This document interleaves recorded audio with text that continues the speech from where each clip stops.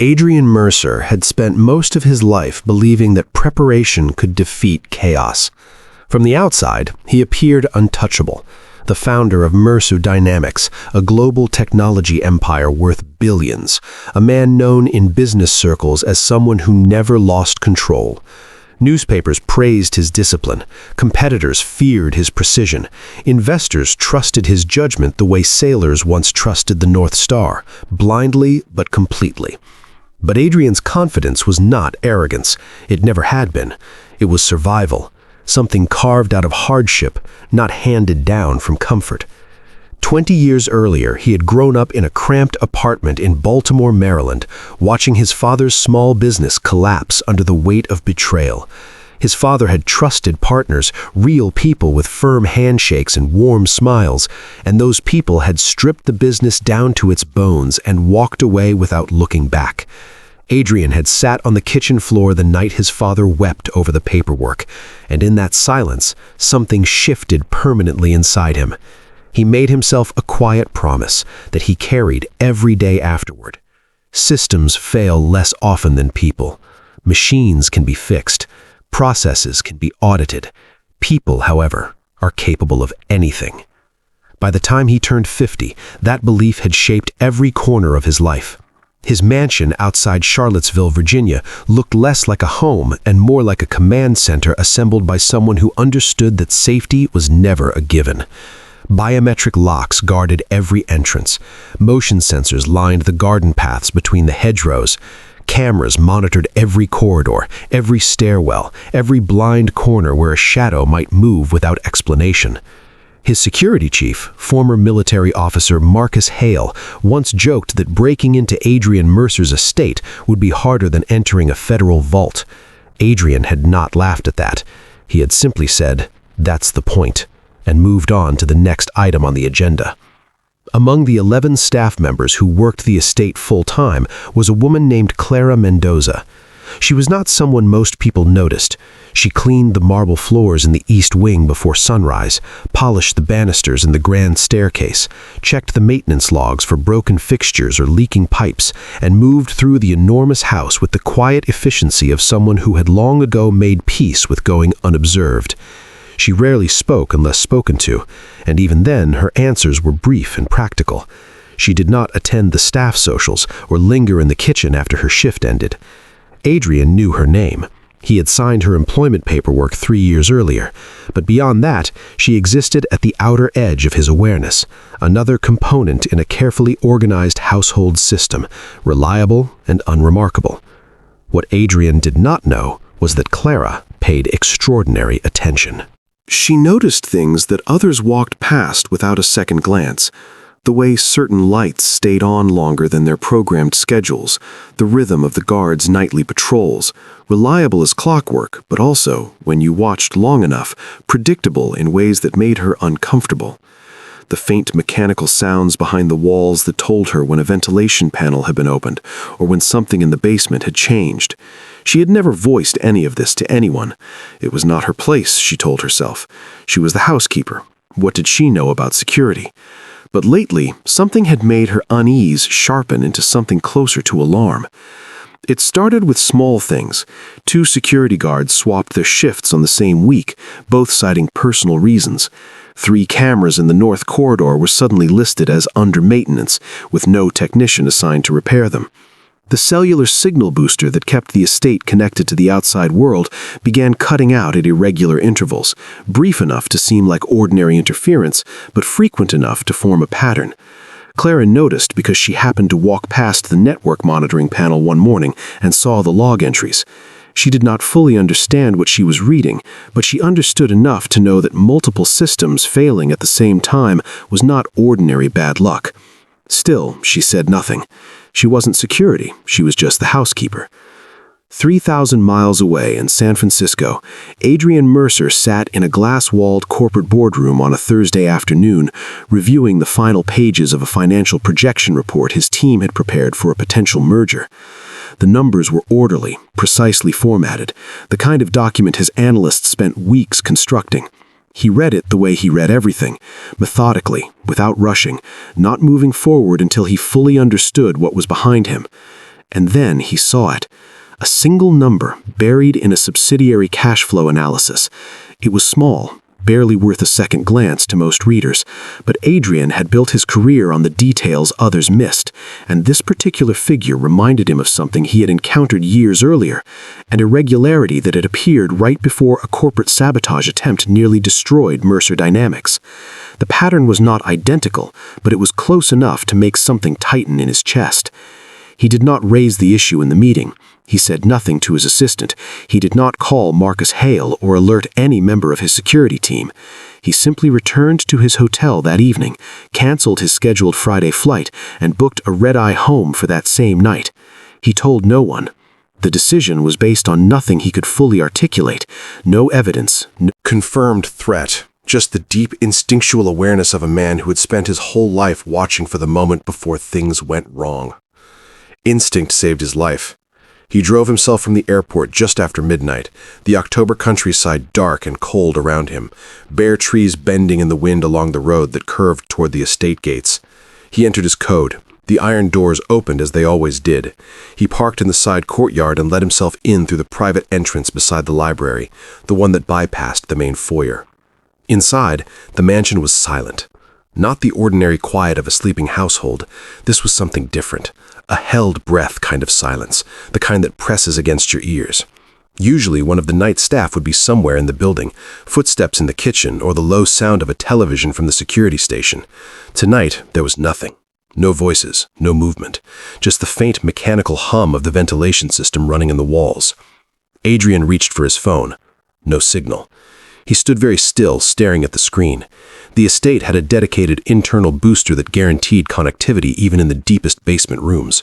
Losing signal inside this house was not supposed to be possible, unless someone had deliberately disabled the booster from the inside. He moved carefully down the back service corridor, keeping close to the wall, his senses tuned to every small sound the building made around him. He was halfway down the hallway when a hand reached out from a narrow alcove and pulled him sharply into the shadows. His body reacted instantly. His arm came up, his weight shifted, every instinct primed for a confrontation. But a whispered voice stopped him cold. "Don't move, please." The voice was trembling, barely more than breath against the dark. "They're inside the house." He recognized the voice. Clara. In the dim light that filtered through a crack in the service door, she looked pale and exhausted, her eyes wide but steady. She had been hiding in that corridor for 2 hours. She spoke quickly, keeping her voice barely above a whisper, and in the space of 2 minutes she told him everything she had seen. Armed men, at least 3 of them, entering through the maintenance access on the north side of the property around 10 that evening. They had not ransacked anything, they had not taken anything. They had moved through the house with the calm purposefulness of people who already knew the layout, and then they had settled in to wait. Adrian's mind ran for the implications instantly. "Waiting for what?" he asked. Clara looked at him with something careful in her expression, like someone about to say a thing they wished were not true. "I heard them talking," she said quietly. "They said Friday night. They said Friday night is when you come home." The cold that moved through him then had nothing to do with the October air. Friday night was exactly when he was supposed to return from California. His official schedule, his booked flight, his planned arrival, all of it pointed to Friday evening. To these men, right now, in this very house, Adrian Mercer was still 3,000 miles away.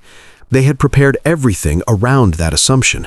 They had turned off the cameras, cleared the schedule, cut the signal. They had built a perfect trap for a man they believed was walking into it 48 hours from now. But Adrian was already inside. Hidden in the narrow service passages that ran between the walls of the mansion, Adrian and Clara moved in silence. She led the way without hesitation, stepping around every loose board, ducking beneath every low pipe, navigating the dark passages with the quiet confidence of someone who had cleaned them every week for 3 years. He followed her, listening to the footsteps that echoed through the walls from the main corridors, unhurried, confident footsteps belonging to people who believed they owned the night.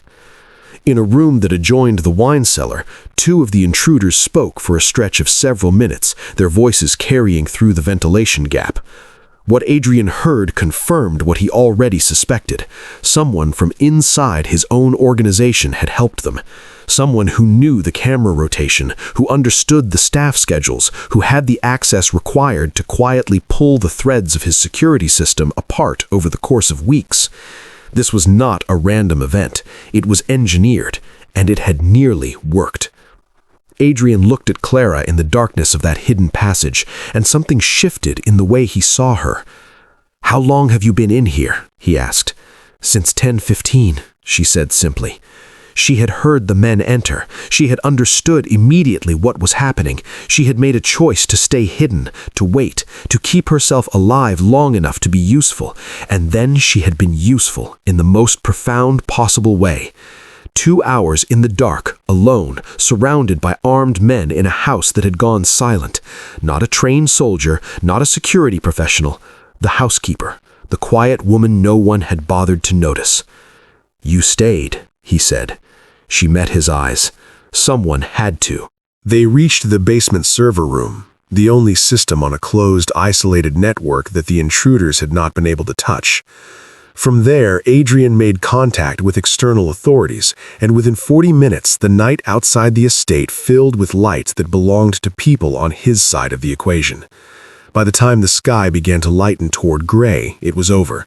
The men who had spent the night waiting for a Friday arrival were gone, taken quietly, along with whatever plans they had built around his absence. The investigation that followed unraveled the rest. The inside contact, the orchestrated schedule manipulation, the weeks of careful preparation that had come to nothing because a man had trusted his instincts and come home 2 days early. Adrian Mercer gave a statement to the investigators and answered every question carefully and completely. He filed the appropriate reports. He gave instructions for a comprehensive security audit of every system in the estate. And then, before anything else, he found Clara Mendoza.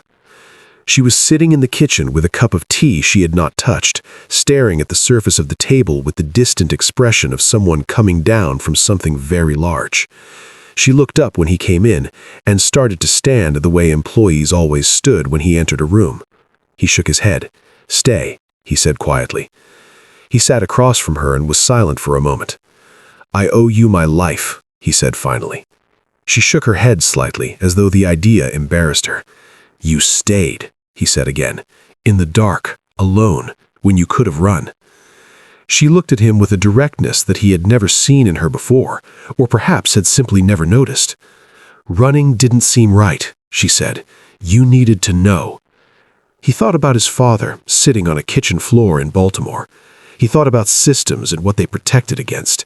He thought about all the expensive machinery and biometric locks and motion sensors that had failed that night, dismantled quietly by someone who understood them too well. And then he thought about the woman sitting across from him, who had no system, no training, no authority, only attention and courage and the stubborn decision to stay. There is a kind of strength that does not appear on any organizational chart. It does not announce itself or come with credentials. It belongs to the person who moves quietly through the world, watching what others overlook, and who chooses, when the moment demands it, to act without applause or reward or certainty of outcome. The world tends to overlook such people. It organizes its systems around other priorities. But when the systems fall quiet, and the lights go out, and the house turns to silence, it is often exactly that person, the unseen one, the unnoticed one, who makes the difference between what is lost and what survives. Adrian Mercer had spent his life trusting systems over people. That night, in the dark of a corridor he had never once walked through himself, a person had trusted him enough to wait. He did not forget it.